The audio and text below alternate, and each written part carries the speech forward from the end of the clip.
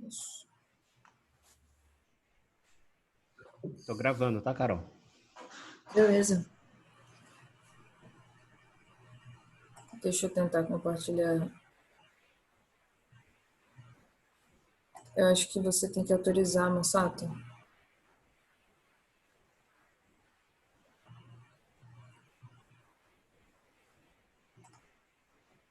Ok.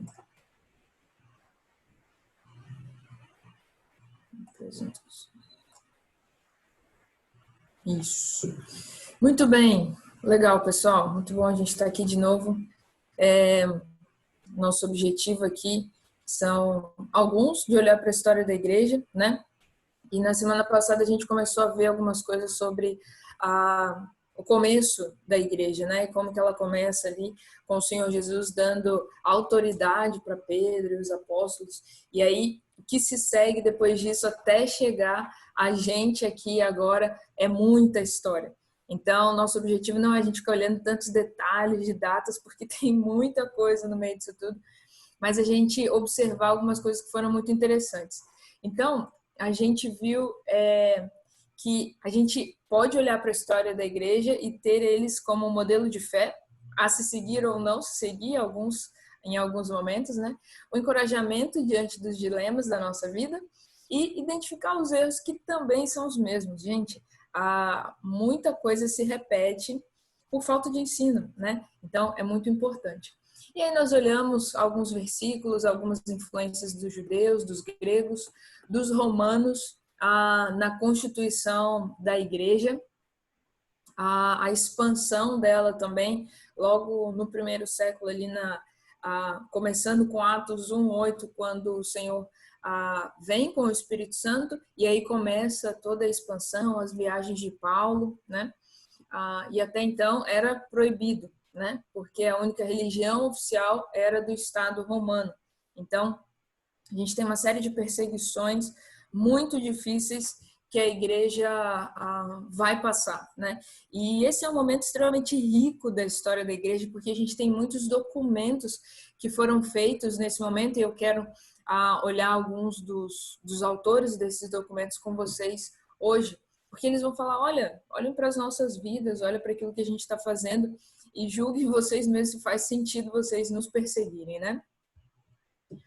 Mas as causas das perseguições foram essas aí, diversas, né? Política, religiosa, social e econômica. Vimos que de forma mais intensa ela aconteceu lá em Roma, mas em outros momentos também com Plínio e Marco Aurélio, e em alguns, de forma mais geral, né, no Império todo, com o imperador Décio e Diocleciano, que foram maiores, não foi só ali na província romana. Então, todos aqueles que estavam debaixo do Império Romano sofreram perseguição, muitos sofreram martírio também, né? E aí nós vimos esse texto de 1 Pedro, né? Antes, santifiquem Cristo como Senhor em seu coração, estejam sempre preparados para responder qualquer pessoa que pedir razão da esperança que existe em vocês. Esse é um versículo muito sério, muito desafiador. Eu acho que nós, enquanto igreja, carregando e passando essa tocha, né, temos esse desafio para nós de ter o Senhor santificado na nossa vida, no nosso coração e estar preparado para dar razão da esperança. Por que você é cristão, né? O John Stott tem um livrinho que o título é justamente esse, Por que sou cristão? E ele vem respondendo às pessoas do seu tempo, né? Se a gente for tentar dar as mesmas respostas que os nossos irmãos lá do passado, talvez vão ser respostas um pouco inadequadas. Nós temos respostas para dar hoje, porque hoje nós temos muitas questões acontecendo e que os cristãos precisam dar resposta também, né? Mas isso sempre de forma mansa, é a instrução que o Senhor nos dá. E aqui, daqui para frente a gente não viu, então eu queria ver um pouquinho com vocês algumas dessas dificuldades que a igreja enfrentou, tá? Então, o nosso objetivo hoje é terminar, sem muita correria, algumas coisas importantes da igreja antiga, tá bom? Ainda daquele período da igreja e de Roma, ainda com atrito entre essas duas grandes instituições, e depois a gente começa a ver um pouquinho a respeito da igreja e a igreja. Eu coloquei esse nome porque eu queria contrastar um pouco a diferença entre a verdadeira igreja do Senhor Jesus e a igreja enquanto instituição, que na verdade ela, enquanto instituição, ela toma o lugar de Roma, né, do Estado romano. E a gente vai ver que isso teve longas consequências, tá bom? Mas algumas dificuldades aqui que a igreja enfrentava internamente, né? Então imagina todo esse contexto de perseguição, uma série de culturas dentro ali do Império Romano, e você tem heresias surgindo, né? Pessoas se convertendo e trazendo as suas formas de culto, trazendo aquilo que eles acreditam ser verdade, tentando igualar com a doutrina dos evangelhos, né? Com aquilo que o Senhor Jesus ensinava. Mas a gente vê que não dá certo, e elas eram tidas como heresias mesmo. Essa primeira aqui, ebionismo, eles davam mais ênfase ao corpo do Senhor Jesus, né? A presença dele física, do que ele espiritual. Então, no sentido de que ele era mais homem do que Deus. Eles tinham muita dificuldade, né? E toda essa, para nós parece menos complicado, porque a gente tem o credo, né? Que sintetizou essas coisas todas para nós, mas para eles era muito complicado, porque eles viviam em um contexto que a filosofia grega dava a ideia para eles de que corpo é uma coisa, matéria, e alma é outra coisa. E existe uma dualidade muito grande, elas não se misturam, porque a alma ela é boa e o corpo ele é mau, basicamente é isso, mas tem uma série de diferenças ao longo dos anos também nessas filosofias, né? Então eles não poderiam crer que Jesus, tendo um corpo, o Logos se fez carne, né? Porque Logos era uma palavra, era um conceito que era muito antigo na filosofia grega. O Logos era a plenitude, era a compreensão de todas as coisas. Como assim o Logos se fez carne? Uma ideia se fez carne e habitou entre nós. E o que João escreve é um escândalo, né? Cheio de graça, de verdade. Nós vimos, eles testemunham disso, escrevem a respeito disso. Então, era um escândalo realmente para a filosofia, porque não batia com os conceitos e aquilo que eles acreditavam, tá? Então, você tem heresias surgindo, né? E algumas delas são mais legalistas, outras filosóficas e teológicas. Essa legalista do ebionismo, eles falam mais a respeito do judaísmo, que na verdade o judaísmo você precisava se converter às práticas, na verdade é isso, você precisava se converter às práticas judaicas para que você então fosse aceito, né, diante de Deus. Então a graça não tinha tanto valor, você precisava entrar naquele sistema sacrificial e tudo mais, para você crer dessa forma. As heresias filosóficas, então, relacionadas ao gnosticismo, né, e você tem o cânon de Marcião, e isso fez com que a igreja se apressasse também em fechar um cânon, que são os livros autorizados, os livros que dizem para nós da parte de Deus, né, que são autorizados, porque muita coisa era escrita. Vários evangelhos foram escritos, mas por que só 4? Então, tem alguns critérios para que só aqueles 4 evangelhos fossem autorizados, tá? Maniqueísmo e neoplatonismo também eram ideias muito antigas e que tinham essa confusão, né? Essas ideias de que sobre a origem do mundo também, de que ela não era feita pelo Deus soberano, mas por um Deus menor, que é o demiurgo lá de Platão. E aí você tem várias formas como essas heresias acabavam entrando, né, dentro da igreja. E algumas delas até relacionavam o demiurgo lá de Platão com Jesus. Então ele era um Deus mais ou menos. Ele não era o Deus soberano, o eu sou, que se apresenta lá com Moisés, né? Erros teológicos também. Montanismo, você tem a dependência do Espírito Santo para todas as coisas, né, sejam feitas. Problemas com a Trindade e outros ainda. E isso tudo a igreja estava enfrentando dentro dela, não era nem relacionado ao Império Romano, mas dentro dela você tinha pessoas que se convertiam e traziam essas coisas e misturavam ideias da filosofia grega junto com o cristianismo. E por que existia essa mistura tão grande? Porque, gente, antigamente a filosofia, ela era religião também, as coisas elas não se separavam. Então, era um estilo de vida também. E aqui alguns começaram a enxergar o cristianismo como uma filosofia superior às filosofias gregas e aos outros estilos de vida, né? Então, existia uma tentativa de acomodar essas duas coisas, tá? E aqui a gente tem a defesa da fé de muitos, feita por muitos irmãos, né? Alguns deles eram filósofos e trabalhavam no governo também, e eles se dirigiam sempre no caso dos apologistas, né? Fazendo uma defesa da fé. Eles se dirigiam sempre ao governo, a judeus que não haviam se convertido ao cristianismo e a hereges também, tá?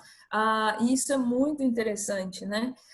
De vez em quando a gente vê uma ou outra pessoa no nosso tempo hoje escrevendo cartas ao governo, né? Ou indo na Câmara Municipal para defender ou para pedir, né, que os governantes não façam, não aprovem determinada lei, né? Não aprovem a lei do aborto, não aprovem disseminação das ideias da ideologia de gênero dentro das escolas. Então, isso é muito interessante. Isso é uma prática da tradição cristã muito antiga e que vem sendo dirigida tanto a governantes, hereges e aqui no caso deles, judeus também, né? E eles usavam muito da filosofia da época, muito do argumento literário, porque era o conhecimento racional que eles tinham, eram os argumentos, a ferramenta que eles tinham. Então, os raciocínios lógicos, eles usavam essas coisas também, né? E a tendência deles, o objetivo era mostrar a superioridade do culto cristão, como que algumas ideias eram erradas, né? Porque os que estavam de fora da igreja pensavam que dentro da igreja existia incesto, porque os irmãos se casavam entre si. Eles achavam que existia canibalismo por causa da ceia, né, de comer a carne do Senhor Jesus, que era algo literal e não algo da celebração da ceia simbolizado com o pão e com o vinho. Então, eles escreviam para esclarecer como que o culto cristão era diferente de muitos cultos pagãos, em que você tinha práticas que degradavam a figura humana, né? E eram coisas muito ruins. Então, eles tinham esse objetivo. E os apologistas, eles se dividem em dois. Eu coloquei o nome de alguns aqui, né? Até o Teófilo de Antioquia, eles são do Oriente. E esses orientais, eles se preocupavam um pouco mais com as ideias. Então, tudo que tem influência mais oriental vai ter influência mais do pensamento grego, tá?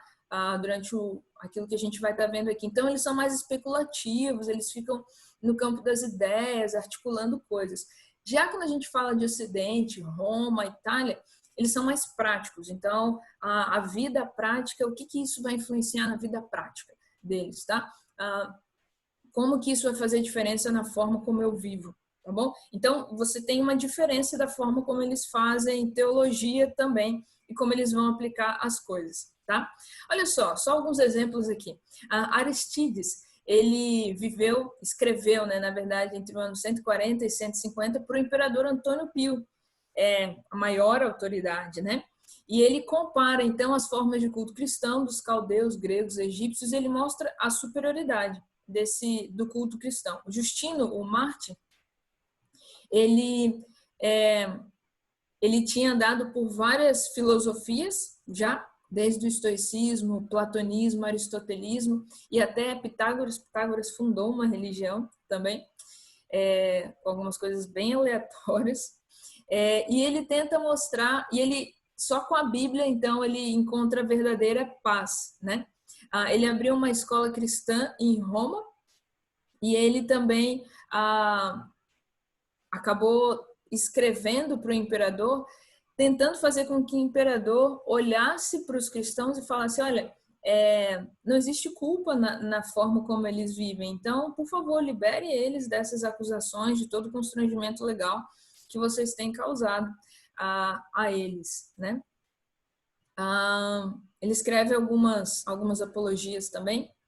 Taciano também foi discípulo de Justino, e ele se dirigiu aos gregos, fazendo uma denúncia, né, de como a cultura grega tentava abarcar tudo. Isso vai desde o culto, as práticas sociais, e os cristãos eram acusados de não terem a mesma vida social, né? Porque, de fato, a liturgia da nossa vida é muito diferente. Então, ele estava mostrando que a forma de viver dos cristãos, a cultura, era superior àquela cultura que os gregos tentavam mostrar, né? E ele mostra também como que Moisés ele era anterior à filosofia grega e quanto que a filosofia grega tomou algumas ideias do monoteísmo cristão judaico, né, para si mesmo. E aí nós temos Atenágoras, que ele demonstra que os deuses eles são uma invenção humana e que são cheios de imoralidade, e pede clemência aos cristãos, porque nessa época as coisas estão acontecendo, a perseguição contra os cristãos acontecia, né? Teófilo de Antioquia também é o primeiro a fazer uma referência à Trindade, mas isso vai ser articulado ainda algum tempo depois. E os apologistas ocidentais, aí a gente tem Tertuliano e Minúcio Félix. E Tertuliano, ele se converte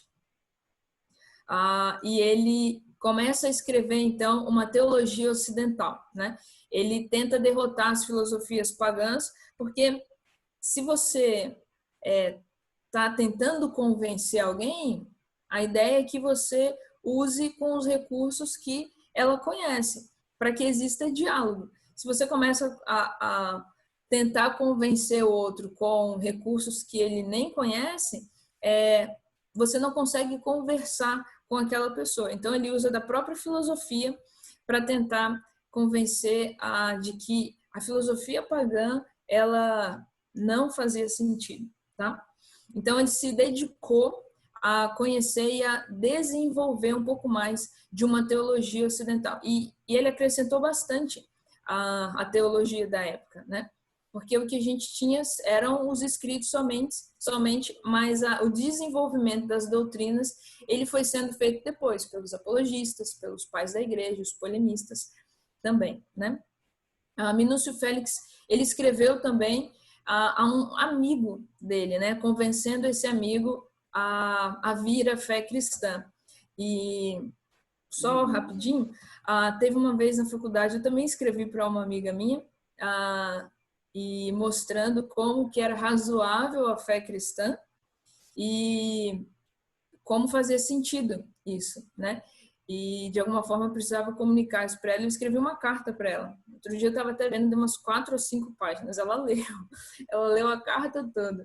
E esse é um recurso que às vezes a gente se esquece de que a gente pode apresentar a nossa fé aos nossos amigos e mostrar o quanto é razoável. Depois disso a gente caminhou ainda por um bom tempo, ela pôde compreender de uma forma muito completa o evangelho, mas ela fez as suas próprias escolhas, né? E aí nós temos também outros, né? Os polemistas. Os polemistas eles eram mais dedicados a refutar as heresias, tá bom? E aí a gente tem Irineu, que é um pai antignóstico. Então o gnosticismo ele não se encaixava nem um pouco com o cristianismo, justamente na pessoa do Senhor Jesus, porque ficava sem explicação, né? Como que o Logos se faz carne e a carne ela é má, não faz sentido isso em uma mente gnóstica, tá? João mesmo, a gente vê 1 João, né, escrevendo a respeito disso, contra, né, isso que já parecia estar presente ali naquele ambiente.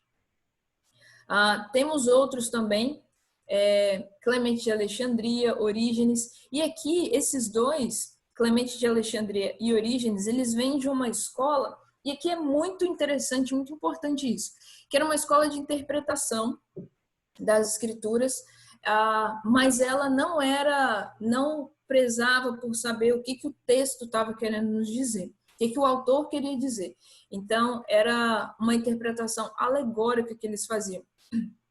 Eles tinham 3 sentidos. Cada texto para eles tinha 3 sentidos, que era um sentido material, um sentido espiritual e um sentido moral. E essa forma de interpretação, eles absorveram da hermenêutica, da filosofia grega. Então, essa era uma ferramenta, a alegorização, que a filosofia grega usava. E eles implantaram isso na forma de ler as escrituras. Só que isso trouxe grandes problemas na interpretação e surgimento de doutrinas também completamente equivocadas por conta disso, né? E até hoje ainda você tem alegorização do texto bíblico. Em comparação com essa escola, você tem uma outra escola, que é a escola de Antioquia, em que os irmãos eles zelam por uma interpretação das escrituras que é histórico-gramatical. Então, o que o autor estava dizendo para aquelas pessoas, para quem ele dirigiu aquele texto, aquela carta, né? E o que nós, hoje, em outro momento histórico, podemos retirar dessa mensagem que ele estava falando para aqueles irmãos lá na época deles, né? Então, são formas de interpretação bíblica muito diferentes, né? A nossa tradição protestante, e toda a reforma protestante, ela sempre tem adotado essa interpretação histórico-gramatical. Tudo bem? Muito bem. E aqui a gente tem Tertuliano também, que desenvolveu bastante da teologia. Ele escreve, né, a respeito das acusações contra os cristãos, a perseguição que eles sofreram e tudo mais. Cipriano também, de Catar, foi bispo, ele foi martirizado, sofreu com isso também, mas ele tinha um pouco ainda da ideia de transubstanciação, isso começava a ser um problema na liturgia do culto deles, porque eles começavam a acreditar que os elementos da ceia, o pão e o vinho, se transformavam no corpo e no sangue de Cristo Jesus no momento em que eles são consumidos, né? Então, ele começou a ter um pouquinho dessa ideia e ainda hoje ela permanece. Como que a igreja, então, sobreviveu a Roma, a isso tudo, né? Aqui a gente tem algo que deu uma coesão, né? Em toda a igreja. Nesse momento, a presença, a figura do bispo, ela foi muito importante para dar essa coesão, porque heresias começavam a surgir, né? E eles tinham alguns bispos em algumas cidades. Então, um desses bispos, que foi o bispo de Roma, à medida que o tempo foi passando e por conta de algumas situações, o bispo de Roma foi ganhando mais proeminência, tá? Por conta de invasões, então, outros bispos foram perdendo o seu prestígio, o seu lugar também. Mas o bispo era uma figura que concentrava, né, que dava a autoridade para que um texto fosse lido ou para que uma doutrina fosse ensinada. E ele supervisionava outros também. E aí você começa a ter uma diferença entre o bispo e o presbítero também, tá? A Igreja de Roma ela ganhou mais visibilidade, né, como nós vimos, ele começa a organizar, o bispo também, começa a organizar a liturgia do culto, o que deveria acontecer e o que não deveria acontecer. O batismo e a ceia começam a ser sacramentos realizados somente por esse ministro autorizado. Isso aumentou ainda mais a presença, a autoridade do bispo, tá? E até o momento em que a perseguição não foi acabada, em 313, lá com Constantino, os cristãos eles se reuniam nas catacumbas. E a redescoberta dessas catacumbas foi muitos anos depois, né? 1578 somente.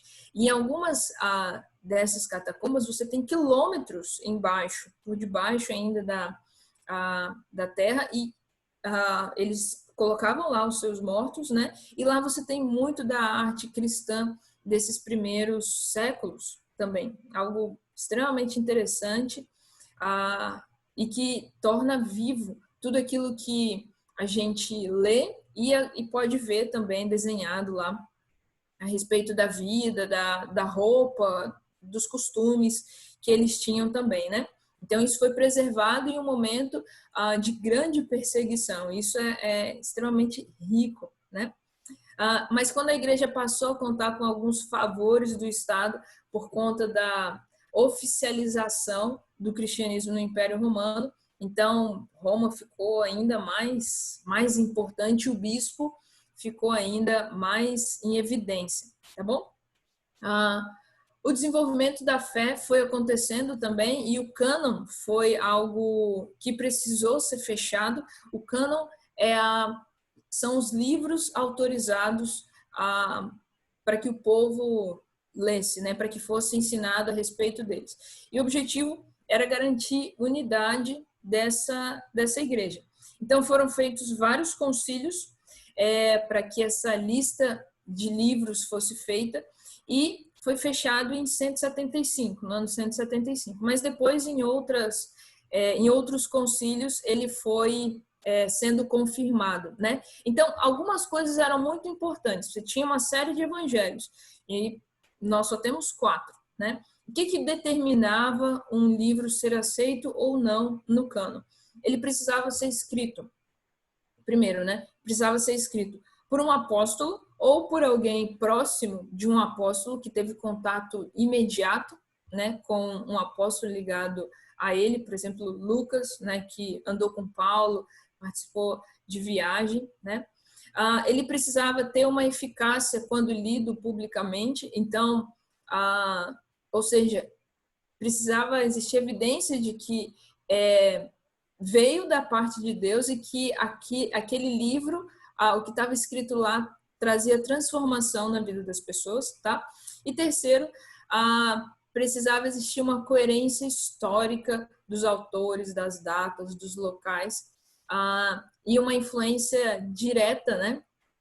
Ou bem imediata dos apóstolos e a direção do Espírito Santo, tá? Então essas coisas elas precisavam andar bem coesas. Alguns livros demoraram um pouco mais para serem aprovados. Apocalipse, Hebreus, que não tem tanta certeza a respeito da autoria, mas quando ele é lido, ele causa transformação nas pessoas, a evidência de que o Espírito Santo age por meio dele, a coerência com as demais doutrinas das Escrituras, né? Então, tudo isso favoreceu para que ele permanecesse dentro do cânon, tá?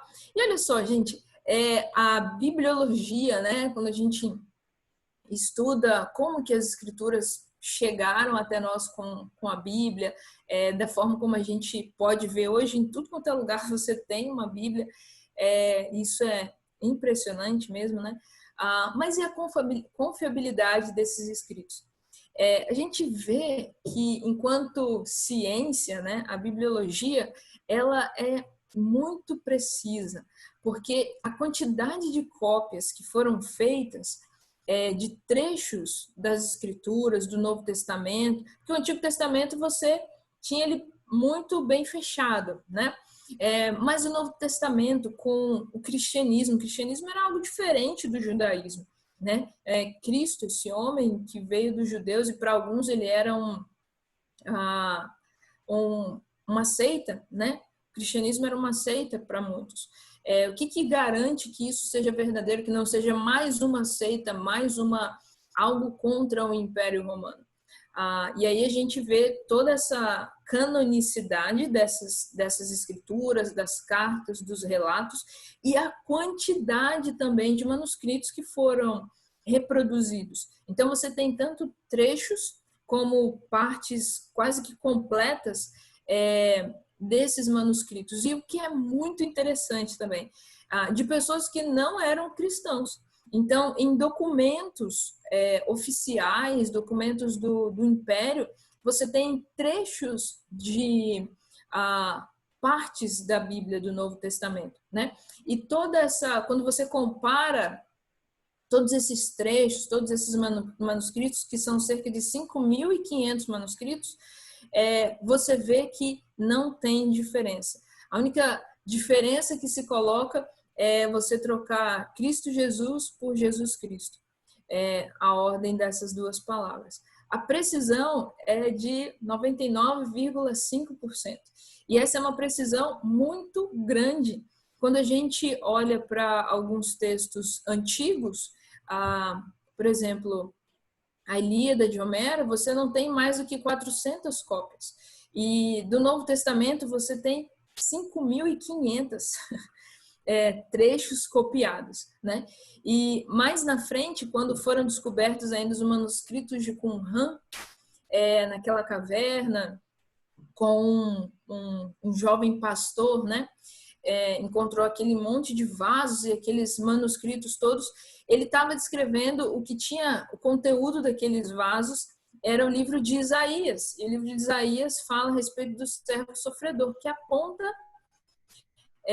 o Novo Testamento. Então, todas aquelas profecias ditas em Isaías a respeito do Messias são comprovadas nesses documentos, nesses manuscritos do Novo Testamento. Então, a coerência ela é muito grande mesmo. E tudo isso a gente pode ter muita confiabilidade nas Escrituras. Isso você não precisa nem ser cristão para confirmar isso. Então, ao mesmo tempo que a gente diz que, olha, sim, nós precisamos de fé para crer em muita coisa, mas as Escrituras, elas são algo que, em termos de reprodução, em termos de veracidade do que foi transmitido ao longo dos anos, é o que a gente pode ter muita certeza mesmo. Tá bom? Carol, Pois não, pode falar. tem uma pergunta aqui, não sei se você vai falar mais para frente, mas vou deixar aqui para ti. A diferença do cânon da Igreja Católica para o nosso, em que momento foi feita essa separação? Legal. Anos lá na frente foram acrescentados outros livros, né? Então você tem um concílio da Igreja Católica em Trento em 1546 e lá você tem a inclusão de alguns outros livros que nós não consideramos canônicos, né? São 7 livros apócrifos. E eles têm isso também, ou acréscimo em outros textos também, tá? Mas antes, não, nesse primeiro cânon, esses livros não entraram, tá? Por quê? Porque eles não respeitam essas regrinhas de terem sido feitos por um apóstolo ou por alguém que teve contato direto com o apóstolo. Eles têm erros históricos, têm erros geográficos também, tá? Então, esses livros, eles entraram depois num concílio da Igreja Católica, já bem lá na frente, 1546, tá bom? E agora a gente tem o fim da perseguição com Constantino. E isso trouxe uma diferença muito grande. Aqui a gente ainda está vendo a Igreja e Roma. Nesse momento a gente não sabe, né?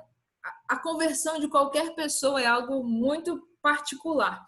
Mas aqui de Constantino, ele disse ter uma visão, né, de uma cruz e aí a confirmação de que com aquele sinal ele venceria a guerra, a invasão que estava sendo feita. Nesse momento você tem muitas invasões também por todo o império, você manter algo em toda aquela extensão territorial exigia muito mesmo, mas aqui ele então se torna cristão e ele para de perseguir os cristãos. A gente tem o Edito de Milão e ele libera o culto cristão. Não é mais, os cristãos não seriam mais perseguidos, eles podem cultuar, né, da forma como eles gostariam, né? Então, Constantino ele tomou várias decisões e ele começa a interferir nos negócios da igreja e a participar também de algumas decisões. Não só ele, a gente vê depois que outros imperadores também tiveram essa mesma atitude, né? Então, para convocar e falar assim, não, qual doutrina que é a verdadeira? É o arianismo ou é essa doutrina aqui? Então, ele junta a cristandade e pede para que eles fechem determinadas doutrinas, né?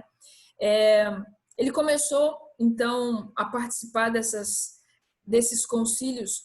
O primeiro deles foi em Nicéia, em 325,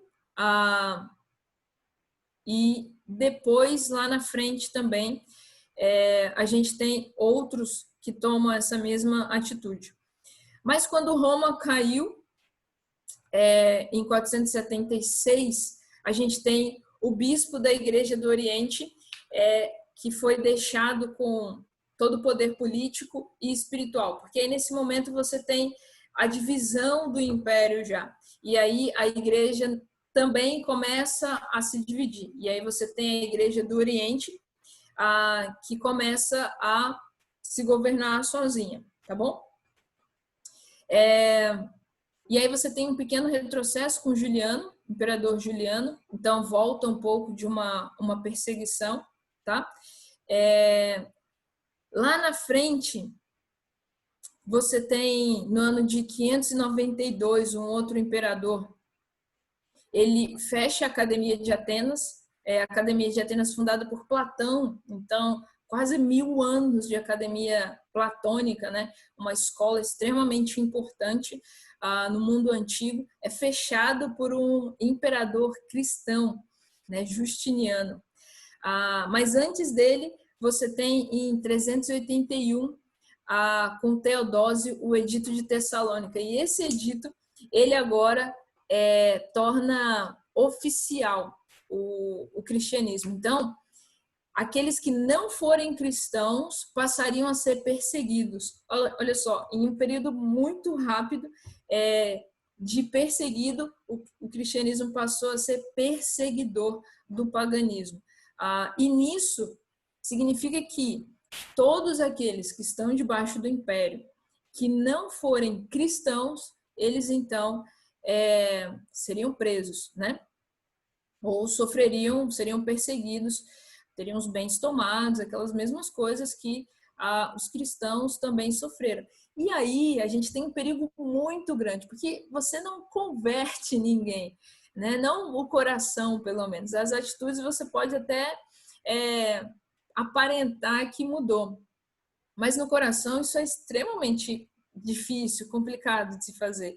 Então, nós temos um momento em que você tem muito sincretismo dentro da igreja, outros cultos, né, que começam a vir, e você tem, por conta das invasões, pessoas que agora são obrigadas a serem cristãos, mas que não abandonaram as antigas liturgias. Então, o antigo culto aos heróis, aos mortos, começa a ser, então, um culto aos santos. E aí você tem uma série de práticas que começam a entrar também na vida do cristianismo por conta dessa oficialização, dessa obrigação de todos serem cristãos. E dessa prática de obrigar todos no império a seguirem aquela religião, a religião do imperador, isso vai durar até a Reforma Protestante. Até lá, a religião do rei era a religião de todo o povo, a religião do príncipe era a religião de todo o povo. E a gente ainda vê isso com Lutero, né? Quando eles têm uma desavença, o príncipe da região dele tem uma desavença com a Igreja Católica, ele então libera as pessoas e ele passa então a ser luterano, né? E todos ali também passam a seguir aquela mesma religião. Então, esse é um padrão, e esse é um padrão por isso que eu coloquei esse nome de Igreja e Roma, porque é um padrão romano. E a gente vê lá na frente com Hitler, com Napoleão e outros regimes totalitários que tem essa mesma dinâmica de fazer com que unificar a todos, né? Então você não tem essa liberdade religiosa. Liberdade religiosa é algo que vem com o protestantismo. E depois disso você tem outras liberdades também, mas a primeira delas é a liberdade de culto, tá? Por causa da liberdade de culto, depois você tem liberdade de livre comércio, a liberdade de individual, né, de você seguir uma profissão diferente daquilo que a sua família faz. Então você tem uma série de outras liberdades, algumas boas, outras nem tanto, e isso a gente vê lá na frente, tá bom?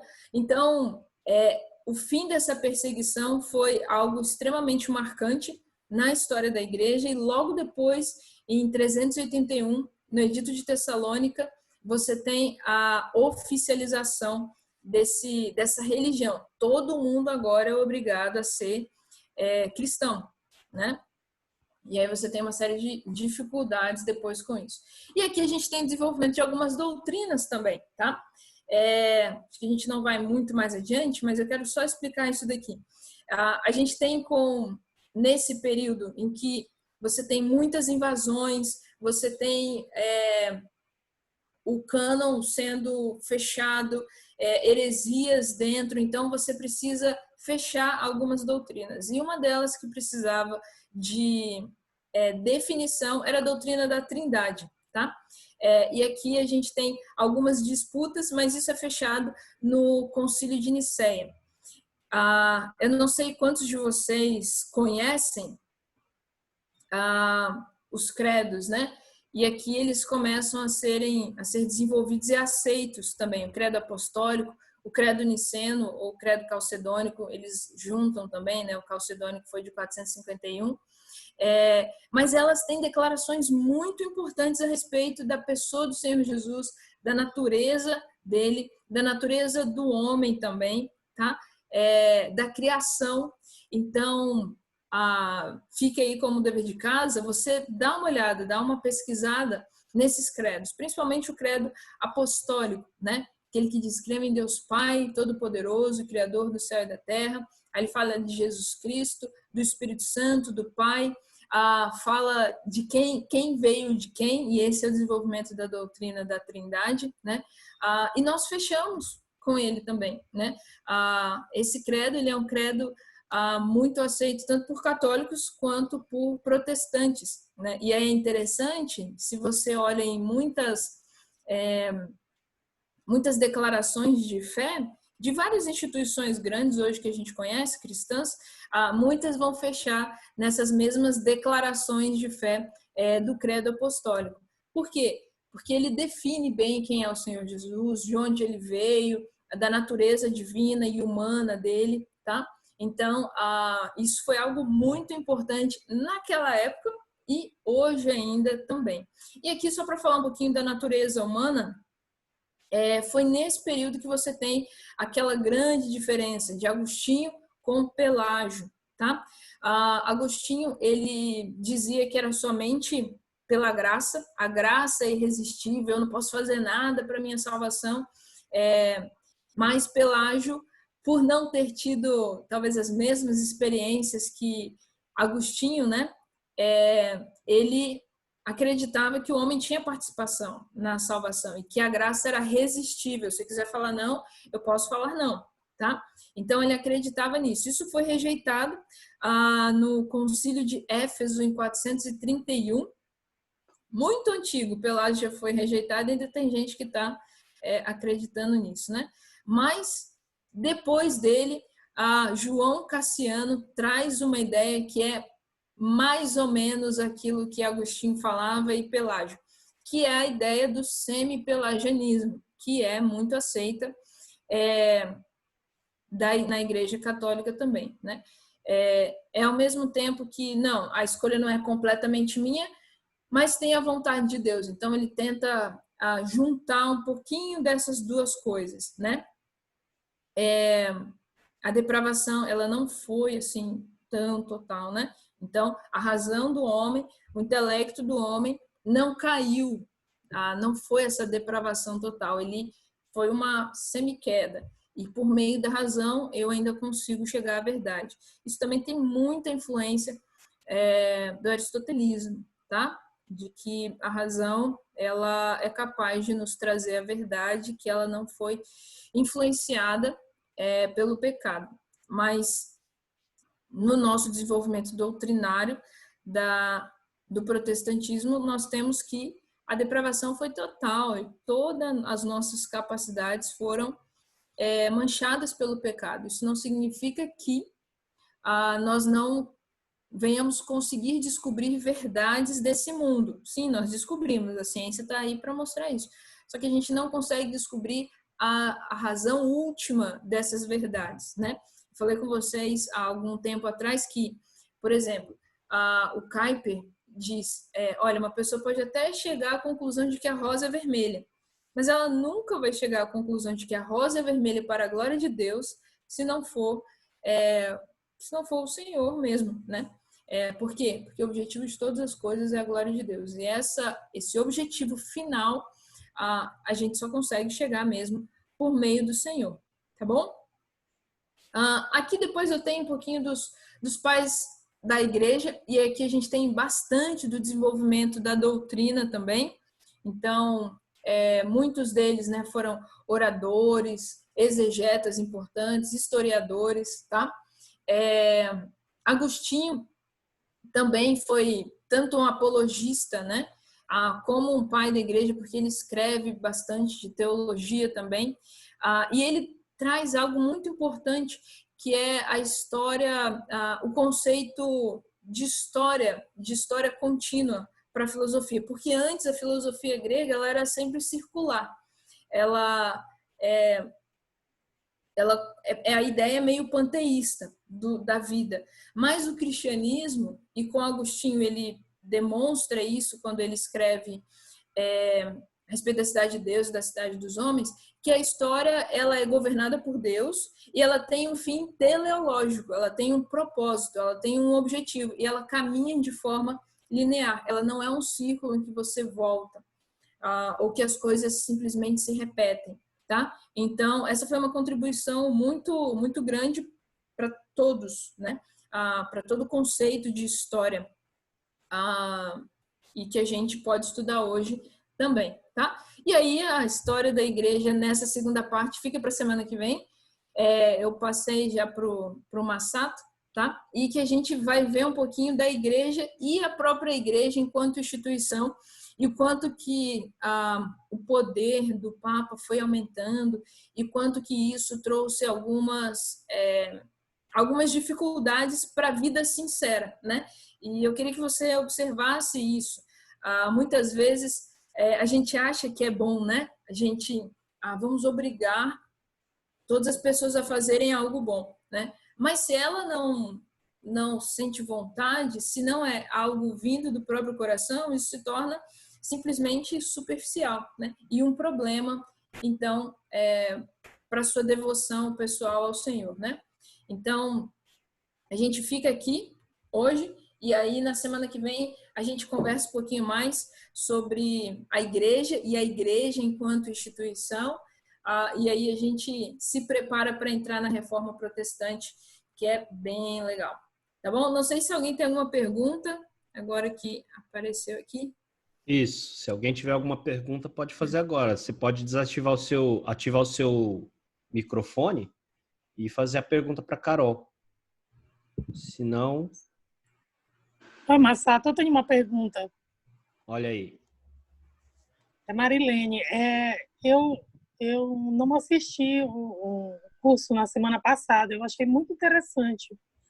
Eu queria saber se a Carol ela disponibilizou esses slides ou eu tenho como acessar esse estudo.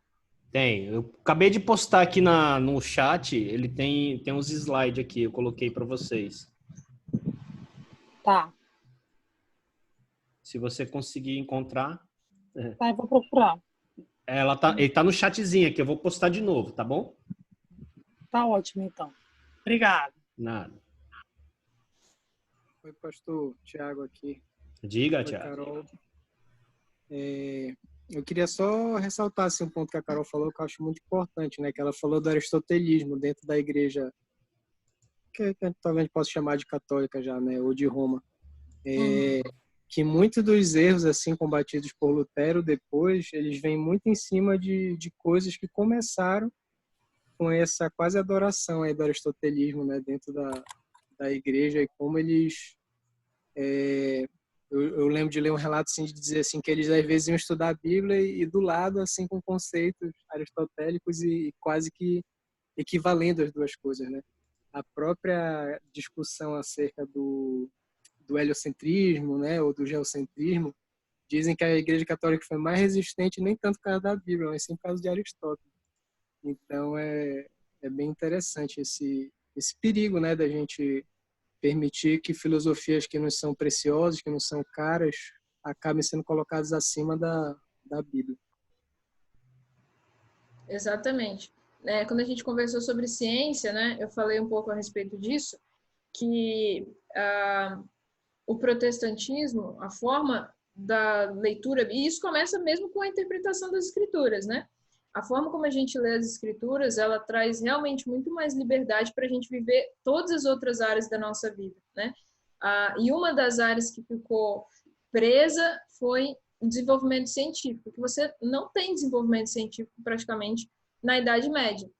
Você tem isso depois, com Aristóteles, ele traz muita coisa, uma parte dela é boa, muito boa, por conta dos raciocínios, né? Da lógica racional, mas uma outra parte é justamente isso que você falou, que ele vai prender a doutrina. E como ele tinha uma ciência empírica pouco desenvolvida, né, de pensar que todo o universo ou o Sol gira em torno da Terra, então você teve a comunhão disso com o cristianismo, muito por causa também de Tomás de Aquino, e a igreja ficou presa nesses dogmas, né? Isso se tornaram dogmas. Mas quando a gente tem uma leitura correta das escrituras, a gente vê que, olha, a Bíblia, ela não se propõe a dizer isso, né? Mas ela não é contrária a nada do que a gente viu até agora científico. Ela não é um texto científico, mas ela não é contrária à ciência. Então, ela permite que você floresça, né? E até mesmo a relação da igreja com Roma, essa forma de governo, ela privou muito. Tem um livrinho chamado A Força Oculta dos Protestantes. Já comentei dele, e ele mostra como que foi prejudicial e como que é prejudicial todas as vezes em que a gente tenta unificar as coisas e colocar debaixo de grandes governos, né? Aí a gente tem várias tentativas de imperadores tentando fazer a mesma coisa que os imperadores romanos, né?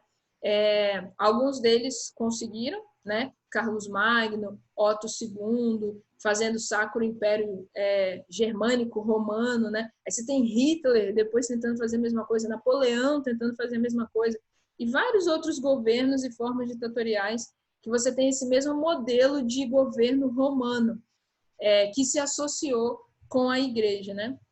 Então, é muito interessante ver como que essas associações, seja da filosofia ou da forma de governo, como que elas privam de crescimento, né? Muitas vezes.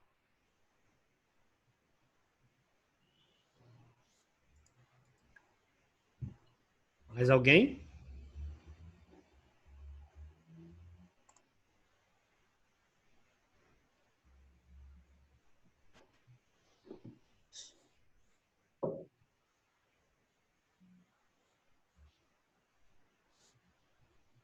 Não? Só um rapidinho, Masato. Sim.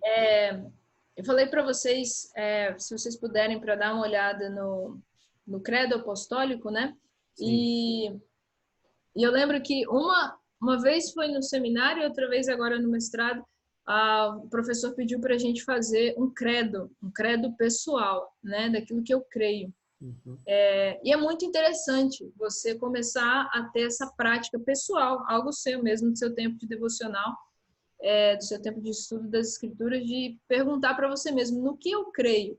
No que eu creio a respeito de Jesus, no que eu creio a respeito da igreja, no que eu creio a respeito do papel do homem e da mulher, no que eu creio a respeito da salvação, né? Isso é muito, muito produtivo mesmo, assim.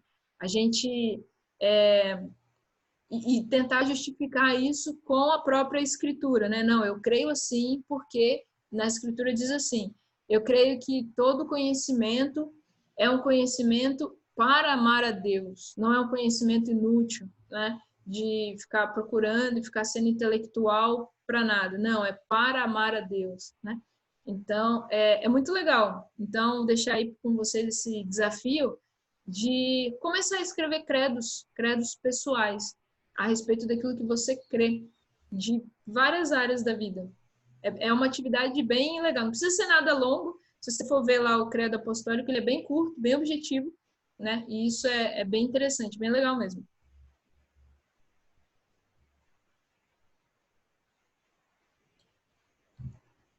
Mais alguma pergunta aí? Alguma observação?